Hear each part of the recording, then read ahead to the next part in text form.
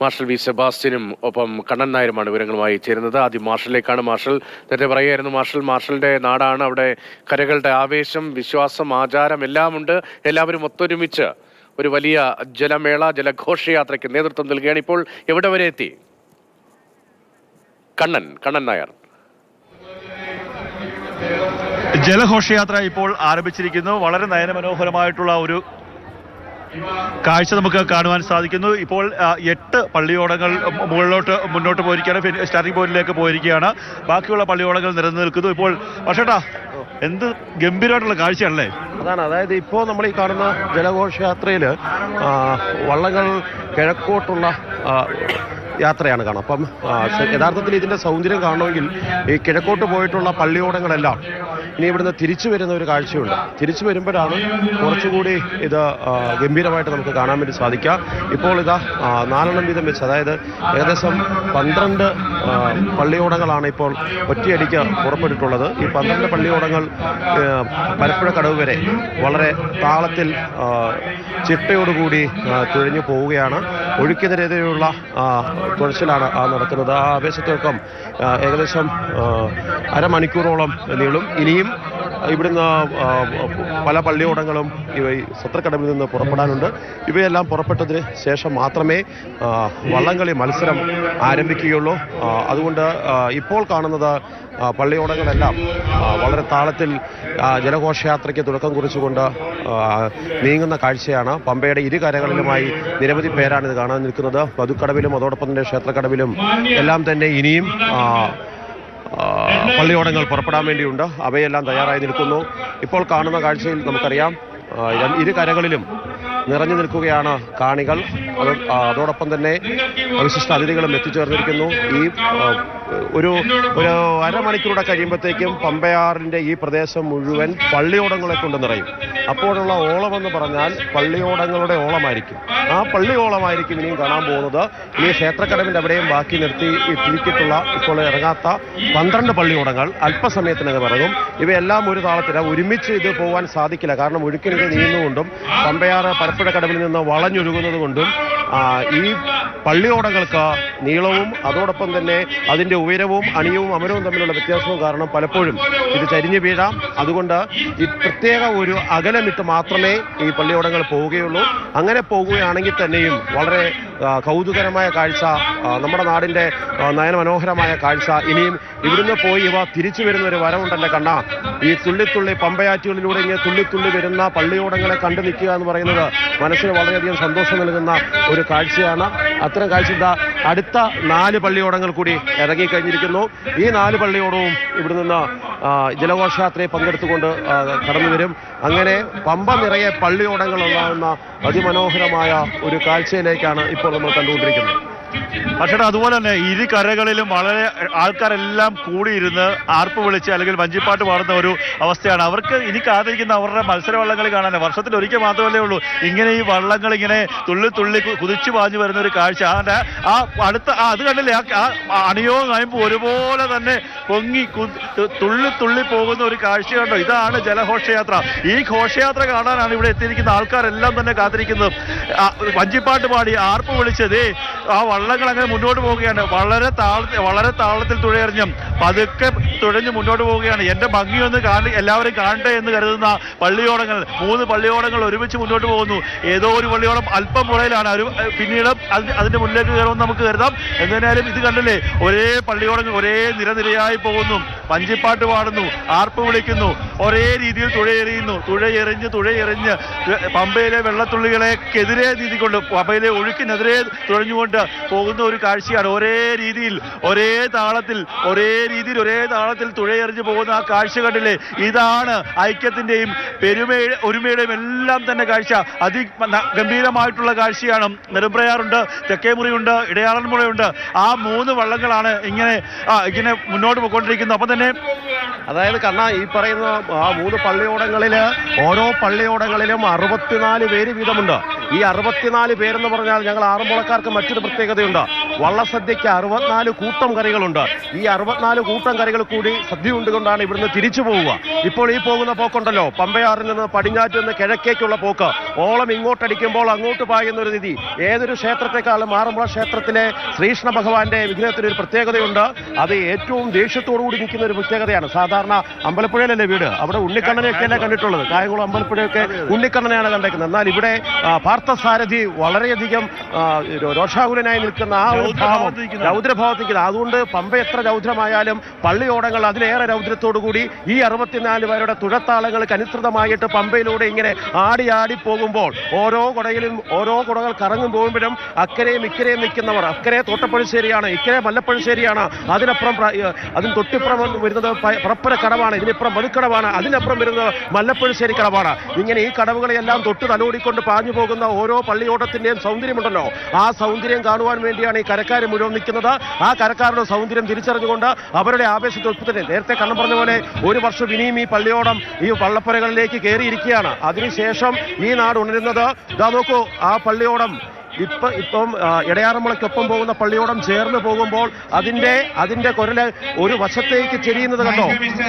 അങ്ങനെ ചരിഞ്ഞു വളഞ്ഞ വള്ളം, അതായത് ആ ബാലൻസ് പിടിച്ചു പോകുന്ന പള്ളിയോടങ്ങളാണ്. ആ പള്ളിയോടങ്ങളെ ഒന്നും തന്നെ തടഞ്ഞു നിർത്താൻ കഴിയില്ല. ഈ പള്ളിയോടങ്ങൾ ഒരു ഒഴുക്കിന് ഓരോളത്തിനനുസരിച്ച് ഇങ്ങനെ തന്നെ പൊയ്ക്കൊണ്ടിരിക്കും. ആ അതിമനോഹരമായ കാഴ്ച നിറയുമ്പോൾ പമ്പയുടെ അങ്ങേയറ്റം തൊട്ട് ഇങ്ങേയറ്റം വരെ കരിനാഗങ്ങളെ പോലെ ഇങ്ങനെ പമ്പയിൽ കുറെ പള്ളിയോടങ്ങൾ കുടനാട്ടി പോകുന്ന ഒരു കാഴ്ചയുണ്ട്. ആ കാഴ്ചയാണ് ഇപ്പോൾ നമ്മൾ കണ്ടുകൊണ്ടിരിക്കുന്നത്.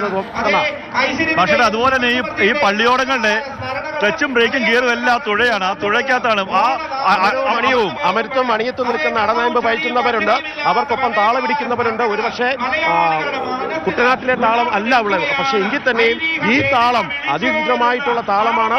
ആ താളത്തിൽ ഒരുപക്ഷെ ആ താളം കേൾക്കുമ്പോൾ തന്നെ തുഴയെറിയുന്നവർക്ക് ഒരു ആവേശമുണ്ടാകും. ആ ആവേശത്തിൽ അവർ അടിവെച്ച് നീങ്ങും. ആ അടനയമ്പുകൾ ഓരോന്നും ഇറങ്ങുന്നത് വെള്ളത്തിലെ ഒരടി മാത്രം താഴ്ചയിലാണ്. നടുക്കേക്ക് വീഴുമ്പോൾ അത് വീണ്ടും കൂടുന്നു. അങ്ങനെ നയമ്പുകളെ കൊണ്ട് 3 നയമ്പുകളെ വെച്ചിട്ട് ഒരു ആനയെ നയിക്കുന്ന അത് കണ്ടില്ലേ. ആ തൊഴിൽക്കാർക്ക്, ഈ വരുന്ന വള്ളത്തിലെ തൊഴിൽക്കാർക്ക് അല്പം ആവേശം കൂടുതലാണെന്ന് കണ്ടില്ലേ. ആ തുള്ളി വരുന്ന ആ ഒരു തുഴ എറിയുന്ന താളം തന്നെ കണ്ടില്ലേ. ചെറുപ്പക്കാരാണ് കൂടുതൽ, പക്ഷേ അവരെ നയിക്കാൻ പ്രായമായ മുതിർന്ന കാരണവന്മാരുണ്ട് കേട്ടോ. കൈകൊട്ടി അഞ്ചിപ്പാട്ട് പാടി പോകുന്ന ഒരു കാഴ്ച കണ്ടോ. അവര് വെറുതെ കൈകൊട്ടി നിൽക്കുകയല്ല, അവരാണ്. അത് കോയിപ്പുറം പള്ളിയോടമാണ് വരുന്നത്. കോയിപ്പുറം എന്ന് പറയുമ്പോൾ നമ്മൾ ഇരിക്കുന്ന കരയുടെ അക്കരക്കര, തോട്ടപ്പുഴശ്ശേരി കഴിഞ്ഞ് രണ്ടാമത് പൂവത്തൂർ കിഴക്ക് കഴിഞ്ഞ് കോയിപ്പുറം, അങ്ങനെ കോയിപ്പുറം കരയുടെ പള്ളിയോടം വരുന്നുണ്ട്. കോയിപ്പുറത്തിനൊപ്പം തന്നെ കീവൺമഴി ആ പള്ളിയോടം വരുന്നുണ്ട്. അതോടൊപ്പം തന്നെ തലച്ചുണ്ട് ഇടപ്പാവൂർ പേരൂർ അങ്ങനെ 4 പള്ളിയോടം കൂടി പോകുന്നു. ഇതുവരെ നമ്മൾ പമ്പയാറിന്റെ അങ്ങോട്ട് ഇങ്ങ് വരെ നോക്കിക്കഴിഞ്ഞാൽ 16 പള്ളിയോടങ്ങൾ അടിവെച്ച് നീങ്ങുകയാണ്. നമ്മുടെ കണ്ണിന്റെ കാഴ്ചകൾക്കപ്പുറത്തേക്ക് 16 പള്ളിയോടങ്ങൾ നീണ്ടുപോകുന്ന ഒരു അതിമനോഹരമായ കാഴ്ച ഇപ്പോൾ കാണാം. പ്രകൃതിയും ഇതിനൊപ്പം തന്നെ നിൽക്കുന്നു. അങ്ങനെ അതിമനോഹരമായ രീതിയിലേക്ക് ആറന്മുളയിലെ ഓളം, അതായത് ആറന്മുള ഓളം അതിമനോഹരമായിട്ട് ഇവിടെ കാണുന്ന ഒരു കാഴ്ചയാണ്. അതിഗംഭീരമായിട്ടുള്ള ഒരു കാഴ്ച നമുക്ക് കാണാൻ സാധിക്കുന്നു. അത് കണ്ടില്ലേ, ആ പള്ളിയോടങ്ങൾ ഇങ്ങനെ പോകുന്ന അമരം ഇങ്ങനെ വെള്ളത്തിൽ പൊങ്ങി നിന്ന് അങ്ങനെ പോകുന്ന ഒരു കാഴ്ച. ആ ബ്രേക്ക് 4 അടനയമ്പാണ്. 4 അടനയമ്പിലാണ്. ആ 4 തുഴയെന്ന്, വലിയ തുഴയെന്ന് വേണമെങ്കിൽ പറയാം. അടനയമ്പ് എന്നാണ് അതിന്റെ യഥാർത്ഥ പേര്. പ്രേക്ഷകർക്ക് മനസ്സിലാകാൻ വേണ്ടി വലിയ തുഴ. ആ തുഴയ്ക്കകത്താണ്, അടനയമ്പിനകത്താണ് അതിന്റെ നിയന്ത്രണം എല്ലാം ഉള്ളത്. വള്ളം അമരവും അണിയവും വെള്ളത്തിൽ പൊങ്ങി നിൽക്കുകയാണ്. ബാക്കിയുള്ള ഭാഗങ്ങൾ മാത്രമാണ് വെള്ളത്തിൽ താഴ്ന്നു നിൽക്കുന്നത്. ഏതെങ്കിലും ശക്തമായ കാറ്റ് വന്നാൽ അല്ലെങ്കിൽ ഒരു തുഴയൊന്ന് തെറ്റിയാൽ കൃത്യമായി മറിയാൻ സാധ്യതയുണ്ട്. അതുകൊണ്ട് തന്നെ ആ 4 തുഴച്ചിൽക്കാർ, അമരത്ത് നിൽക്കുന്ന 4 തുഴച്ചിൽക്കാരാണ് ഈ വള്ളം നിയന്ത്രിക്കുന്നത്. വലിയ ആവേശത്തോടു കൂടിയാണ് അവർ മുന്നോട്ട് പോയിക്കൊണ്ടിരിക്കുന്നത്. ഭക്തിസാന്ദ്രമായിട്ടുള്ള ഒരു അന്തരീക്ഷത്തിൽ എല്ലാ വള്ളങ്ങളും എന്ത് ഗംഭീരമായിട്ടുള്ള കാഴ്ചയാണെന്ന് നോക്കി. ആ വള്ളങ്ങളെല്ലാം, പള്ളിയോടങ്ങളെല്ലാം ഒരുമിച്ച് ഒരേ രീതിയിൽ ആ വെള്ളത്തിൽ നിന്ന് ആ വെള്ളത്തുള്ളികൾ തെറിച്ച് പായുന്ന കാഴ്ച കണ്ടില്ലേ. അതായത് ഇപ്പോൾ ഒരേ സമയം പൊയ്ക്കൊണ്ടിരിക്കുന്നത് 8 പള്ളിയോടങ്ങളാണ് ഈ പമ്പയാറ് നിറഞ്ഞു പോകുന്നത്. ഈ 8 പള്ളിയോടങ്ങൾ ഒരേ ദിശയിൽ തന്നെ മുന്നോട്ട് പോകുമ്പോൾ നമ്മൾ മനസ്സിലാക്കേണ്ടത് ഒഴുക്കിനെതിരെയുള്ള തുഴച്ചിലാണ്. അവിടെ ഒരു പക്ഷേ ഓളമുണ്ടാകാം. ആ ഓളത്തിൽ ഈ വലിയ പള്ളിയോടങ്ങൾ ബാലൻസ് തെറ്റാവുന്ന സാഹചര്യമുണ്ട്. അവയെല്ലാം നിയന്ത്രിച്ചുകൊണ്ട് വളരെ അച്ചടക്കത്തോടുകൂടി, ഏറെ ഭക്തിയോടുകൂടി, അതിലേറെ സന്തോഷത്തോടുകൂടി, അതിലേറെ ആചാരപ്പെരുമയോടുകൂടി, അതിലേറെ ആഘോഷത്തോടു കൂടിയാണ് ഈ പള്ളിയോടങ്ങൾ മുന്നോട്ട് പോകുന്നത്. ആ പള്ളിയോടങ്ങളുടെ സൗന്ദര്യം കാണാം. നല്ല കടുത്ത ചൂടാണ് ഇവിടെ. എങ്കിലും ഈ പള്ളിയോടങ്ങൾ പോകുന്നത് കാണുവാൻ വേണ്ടി ഇരുകരകളിലും ജനങ്ങൾ തടിച്ചുകൂടി നിൽക്കുന്ന കാഴ്ച ഇത് ഈ നാടിൻ്റെ മാത്രം ഒരു പ്രത്യേകതയാണ്. കാരണം മത്സര വള്ളങ്ങളേക്കാൾ അപ്പുറമായിട്ടും ഈ വള്ളങ്ങൾ ഇങ്ങനെ പമ്പയാറ്റിക്കൂടെ പോകുന്ന കാണുമ്പോൾ കൊടിത്തലപ്പൊക്കത്തിൽ ഇങ്ങനെ പളപള മിന്നിത്തിളങ്ങിക്കൊണ്ട് ഓരോ നയമ്പ് വീഴുമ്പോഴും ഓരോ തുഴച്ചിലുകാരൻ്റെയും ഒരേ താളത്തിലുള്ള തുഴച്ചിലിൽ വെള്ളം തെറിക്കുന്ന കാണാനുള്ളൊരു കാഴ്ച, ആ മനോഹരമായ കാഴ്ചയ്ക്കൊപ്പം പമ്പയുടെ ഇരുകരകളിലും ആൾക്കാർ വളരെ ആവേശത്തോടു കൂടിയും അതിലേറെ ഭക്തിയോടുകൂടി നിൽക്കുന്നു. അങ്ങനെ ഒരു നാടിൻ്റെ സംസ്കാര തനിമയുണർത്തുന്ന അതിമനോഹരമായ പള്ളിയോടങ്ങളുടെ ആ ജലഘോഷയാത്ര, അതിൻ്റെ മനോഹാരിതയാണ് ഇപ്പോൾ പമ്പയാറ്റിൽ കാണുന്നത്.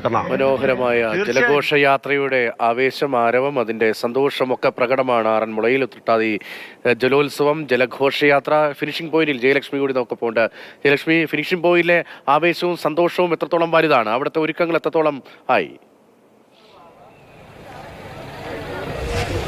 പരപ്പുഴക്കടവ് അതീവ ആവേശത്തിലാണ്. ഏറ്റവും സന്തോഷമായിട്ടാണ് ഇവിടുത്തെ കാണികൾ നിൽക്കുന്നത്. നമുക്ക് കാണാനായിട്ട് സാധിക്കും. പള്ളിയോടങ്ങൾ അതിമനോഹരമായ അലങ്കാരങ്ങളോട് കൂടിയിട്ടാണ് ഈ പള്ളിയോടങ്ങളുടെ യാത്ര. ശരിക്കും ഏറ്റവും മനോഹരമായ കാഴ്ച തന്നെയാണ്. ഇവിടെ പൊരി വെയിലാണ്, പക്ഷെ ആ വെയിലിനെ ഒക്കെ അവഗണിച്ചുകൊണ്ടാണ് പമ്പയാറിന്റെ ഇരുകരകളിലും കാണികൾ ഈ കാഴ്ച കാണാനായിട്ട് നിൽക്കുന്നത്. ഏറ്റവും ചരിത്രപ്രസിദ്ധമായ ആറന്മുള വള്ളംകളിയുടെ ജലോത്സവം ഏറ്റവും ആനന്ദകരമാക്കിക്കൊണ്ടിരിക്കുന്ന ഒരു സാഹചര്യമാണ് ഇപ്പോഴുള്ളത്. ഏറ്റവും മനോഹരമായ ചുണ്ടൻ വള്ളങ്ങളാണ് നമുക്ക് കാണാൻ സാധിക്കുന്നത്. മറ്റു ചുണ്ടൻ വള്ളങ്ങളെക്കാളും വ്യത്യാസമായിട്ട് പൊക്കത്തിലും അല്ലെങ്കിൽ അതിന്റെ ആകാരവടിവിലും ഒക്കെ ഏറ്റവും മനോഹരമായി തന്നെയാണ് നമ്മുടെ ചുണ്ടൻ വള്ളങ്ങൾ ഉള്ളത്. ഈ പള്ളിയോടങ്ങളിൽ ആറന്മുളയപ്പന്റെ സാന്നിധ്യമുണ്ട് എന്നതാണ് ഇവിടുത്തുകാരുടെ വിശ്വാസം. അതുകൊണ്ട് തന്നെയാണ് അവർ എല്ലാ പ്രതിസന്ധികളെയും തരണം ചെയ്തുകൊണ്ട്, എല്ലാ ധൈര്യവും വീണ്ടെടുത്തുകൊണ്ട്, മനോധൈര്യത്തിൽ കയ്യും മെയ്യും ഒരേപോലെ പ്രവർത്തിച്ചുകൊണ്ടുള്ള ഈ തുഴയരച്ചിൽ, അതുകൊണ്ട് തന്നെ നമുക്ക് കാണാൻ സാധിക്കുന്നത് അവരുടെ ആഘോഷം തന്നെയാണ്. എന്തായാലും ഈ ജലോത്സവത്തിന്റെ ഏറ്റവും പ്രധാനപ്പെട്ട കാഴ്ചയാണ് നമ്മളിപ്പോൾ കണ്ടുകൊണ്ടിരിക്കുന്നത്. ഓരോ പള്ളിയോടങ്ങളും അതിമനോഹരമായ രീതിയിൽ അലങ്കരിച്ചുകൊണ്ട് മുത്തുക്കുടകളും അതേപോലെ തലയിൽ തോർത്തുകെട്ടുമൊക്കെയായി തോർത്തിൽ അവരുടെ ആ ഒരു ഇരിപ്പും അവരുടെ ആ ഒരു തുഴയും കാണാൻ ഏറ്റവും മനോഹരമായ കാഴ്ച തന്നെയാണ്. ആ മുത്തുക്കുടകളും അലങ്കാരങ്ങളും ഒക്കെ തന്നെ ആ പമ്പയാറിന്റെ ഭംഗി ഒന്നുകൂടി കൂട്ടുന്ന കാഴ്ചയാണ് നമുക്ക് കാണാനായിട്ട് സാധിക്കുന്നത്. ഏറ്റവും പ്രധാനപ്പെട്ട കാര്യം ഇവിടെ ഇത്തവണത്തെ വള്ളംകളി നെഹ്റു ട്രോഫി മാതൃകയിലാണ്. അതേപോലെ തന്നെ 52 പള്ളിയോടങ്ങളാണ് ജലോത്സവത്തിൽ പങ്കെടുക്കുന്നത്, 50 പള്ളിയോടങ്ങളാണ് മത്സരത്തിൽ പങ്കെടുക്കുന്നത്. എന്തായാലും ആറന്മുളക്കാരുടെ ഓണമാണ് ഇന്ന് എന്നതിൽ സംശയമില്ല. അവർ എല്ലാ തരത്തിലും ആവേശത്തിലാണ്. പമ്പയാറിന്റെ ഒരു പൂരം തന്നെയാണ് നമ്മളിപ്പോൾ കണ്ടുകൊണ്ടിരിക്കുന്നത്. എല്ലാവരും ഒരേ മനസ്സോടെ ഏറ്റവും റിസ്ക് ആയിട്ടുള്ള ഒരു കാര്യമാണ് ഇവർ ചെയ്തുകൊണ്ടിരിക്കുന്നത്. പക്ഷേ ആചാരത്തിന്റെയും അനുഷ്ഠാനത്തിന്റെയും ഭാഗമായി തന്നെ വിശ്വാസത്തെ മുറുകെ പിടിച്ചുകൊണ്ട്, തിരുവാറന്മുളയപ്പനെ മുറുകെ പിടിച്ചുകൊണ്ടാണ് ഇവർ ഈ ഒരു തുഴ എറിയുന്നത്. അത് കാണുമ്പോൾ തന്നെ നമുക്ക് മനസ്സിലാകും ഇവരിൽ ഒരാളെങ്കിലും ഒന്ന് പതറിപ്പോയാൽ അല്ലെങ്കിൽ അവരുടെ ഒരു ശ്രദ്ധ മാറിപ്പോയാൽ വലിയ അപകടങ്ങളിലേക്ക് പോകുന്ന സാഹചര്യമാണ്. പക്ഷേ അതിലൊന്നും അവർ തളരാതെ, അത്തരം അവസ്ഥകളിലേക്ക് പോകാതെ ഒരേ മനസ്സോടെ ഒരേ മെയ്യോടെ തന്നെയാണ് അവർ ഈ തുഴ എറിയുന്നത്. അതിന്റെ ഭംഗിയും നമുക്ക് കാണാനായിട്ട് സാധിക്കും. കാണികൾ എല്ലാവരും അതേപോലെ തന്നെ ആവേശം ഇവർക്ക് കൊടുക്കുന്നുണ്ട്. വഞ്ചിപ്പാട്ടിന്റെ അകമ്പടിയോടുകൂടിയാണ് ഇവർ പോകുന്നത്. വള്ളത്തിന്റെ നടുഭാഗത്തായിട്ട് 15 പേരാണ് വഞ്ചിപ്പാട്ട് പാടാനായിട്ട് ഉള്ളത്. ഈ വഞ്ചിപ്പാട്ടിന്റെ പ്രത്യേകതയെ പറ്റി പറയുകയാണെങ്കിൽ ആറന്മുള വള്ളംകളിയുടെ വഞ്ചിപ്പാട്ടിന് കിഴക്കൻ ശൈലിയാണ് ഉള്ളത്. അതേപോലെ തന്നെ മറ്റ് ഭഗവതൂത്, അതേപോലെ തന്നെ കുചേലവർത്തനം, ഇങ്ങനെ ആറന്മുളക്കാർക്ക് മാത്രമായിട്ടും മാത്രമായ പ്രത്യേകതയുള്ള വള്ളംകളി, ജലഘോഷയാത്ര, അവിടുത്തെ പാട്ട്, അതിന്റെ ആചാരപ്പെരുമ എല്ലാം വൈവിധ്യങ്ങളുടെ ഒന്നുകൂടിയാണ്. വൈവിധ്യങ്ങളാൽ സമ്പന്നമാണ് ഓണാഘോഷം. യഥാർത്ഥത്തിൽ ആറന്മുളക്കാർക്ക് ഇന്നാണ്